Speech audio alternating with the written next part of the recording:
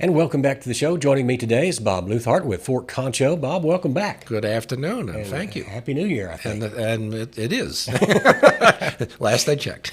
We're starting out a new year, so you've got a whole bunch of programs going on, and what's coming up? Well, January is a little quiet. It's the month that we clean up and fix up and catch our breath. But February, of course, nationwide is African American Heritage Month. Okay. And at Fort Concho and in San Angelo, we try to profile the Buffalo Soldiers, the famed black troops of the Western Frontier. So here's your date and time. Mark down Sunday, February 25, from 2 to 4 p.m. We're going to have a program that will start at the new NAACP Buffalo Soldier Memorial. Okay. It's right across the street from the fort, weather permitting. We hope it's nice. And then we're going to have a book signing. A gentleman out of Austin, Jim Matthews, who's written a good book on the 10th Cavalry. Okay. And then, depending again on the weather, if it's good, I think we'll be fine. We will have a reception inside of Barracks 1, where the new Buffalo Soldier exhibit is. So Okay. it's a threefer. And our favorite word, it is free. So, and there will be snacks and coffee and some other things. So come on down, and be a good way if you haven't seen the Buffalo Soldier Memorial. Great opportunity. Plenty of nearby parking. It's right in the Paseo area, so there's hundreds of spaces nearby. And that's a great addition to the fort and a fitting tribute to the Buffalo Soldiers who served. Absolutely. Turned out terrific. The NAACP local chapter under Shirley Spears when she was president sort of ramrodded the thing, raised the money, and a committee led by Shirley and others designed it. One of our consultants who's seen maybe 3 or 4 dozen of these kind of memorials across the country, said it's the best one he's ever seen. And I think the reason for that is it's effective. It's a teachable place. I mean, statues are nice. We were talking earlier about statues, but they don't have a lot of educational component. And unfortunately, these days, statues seem to have a short shelf life. They seem to be coming down more than they're going up. But this memorial has got 10 granite obelisks or figures, and each one has a story and a graphic or two and some maps. And if you knew nothing about the Buffalo Soldiers, if you just never heard of such a thing, it's a good way to learn. And it's got benches, and there'll be more trees and shade put in. I think over time it's going to become a very attractive aspect of our tourism in the city. Well, it's a great location because it's right there by the Paseo and like you said, the parking and the farmer's market location. Accidental right across. tourism, as we call it. You're there to buy some rutabagas or some potatoes or something. You say, gee, Myrtle, what's that over there? And then you come on over. Or a visitor is coming to visit the fort at Christmas, Frontier Day, or another event, parks and sees, oh, what's that? And I know I was talking with Shirley the other day, and one big issue we need to resolve is a sign there, something that says what this is, and here it is, and come pay attention to us. And I know she's going to be working with some funders on lighting so that at night it looks just as attractive as it does during the day. So best is yet to come, but a very, very good feature, and we're very proud of it, and we're happy at the fort. It's across the street from us. One of the things that you guys do very effectively, I think, is fundraise to keep the fort and maintain and improve Fort Concho, which is our National Historic Landmark. So you've got 2 barracks that are being built. And 2 mess halls, even as we speak. We are in the home stretch. This is the most significant project at the fort probably since my predecessor, John Vaughn, was fortunate to plan the takedown of the old school and the parade ground and rebuilding the post hospital. I mean, this is really big. This is an addition of 7,800 square feet of quality space.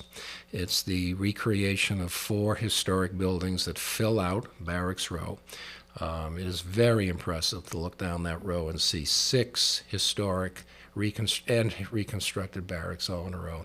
But most critically for us operationally, it would be our brand new library and archives. And we have lots of stuff. I mean, we have 15,000 or more books. We have many feet of running files and pictures and clippings. And of course, we've made a commitment to preserve the entire archives of the Standard Times newspaper. All of that will be coming over to the fort, and this will give us place to put it, in addition to a first-class collection of first edition Western books, which have been loaned to us on a permanent basis by a local scholar, and these will be put in another barrack so we could have the premier Western frontier research center in the territory. And the whole goal is to make it accessible to the public. So if you're a seventh grader, doing a paper on something, or a PhD candidate, you all come on down and we'll take care of you. That is extremely important for the fort to keep it to keep the history alive, and and that of course ties to San Angelo, because without the fort there wouldn't be a San Angelo. We are joined at the hip, and we are happy for it. If you don't like San Angelo, you can blame us. We were the beginning back in 1867, but it's very true. The fort and the city and the military culture, which is a whole other issue, is tied together. San Angelo has won something called the Altus Award, Yes. which is virtually unattainable once, highly unusual to get twice. Yeah. I think the city has gotten it 3 times, and they're going for a 4th, and that is an award that reflects the success of community partnerships between an Air Force base and a town. And this town is well known nationwide as being supportive of the military culture. And I wouldn't know how to live anywhere else without that kind of relationship. It's just unique. When you think about it, and certainly the fort likes to think that it's important to the city, and I think it is. But there are 2 institutions here that make San Angelo what it is. One is Goodfellow, and the other is Angelo State University. Yes. And they're both tied together very closely, thanks to General, President, Reverend Ronnie Hawkins, a man of 3 titles. But you take those 2 things out of the mix, and it is absolutely frightening what San Angelo would decline to. It really is. Those are the core the core parts of the city and the community, and we're fortunate to have all of it. So. And it's funny, earlier this morning I was visiting, or I was part of a Chamber of Commerce destination marketing organization, tourism, seance development, strategic planning, there's so many names for it. And we were talking about how to better market San Angelo. And one of the issues that came up through and through was we have a lot here. Now, it's customary when you live someplace, you're kind of dismissive, or you just don't get too impressed with yourself because that's not cool. But this is a cool town. I mean, this town has got attractions in terms of nature, history, shopping, dining, entertainment, second to none for a city of its size. Now, am I saying we're as big and great and wonderful and bad on all things as Houston and Dallas? No. No, I mean, Greater Houston's 3.5 million, Right. DFW's 5 to 6 million. We're about 120,000. Yeah. But if you look at what we have, how it's taken care of, where it is located, how accessible, and in most cases low cost, or our favorite word again, free. It is amazing. Yeah. And it always slays me when people say there's nothing to do in town. I want to say, well, gee, what cave are you living in? Yeah. I mean, you can go downtown and dine well and listen to music. You can go to ASU, where there are sports and cultural programs.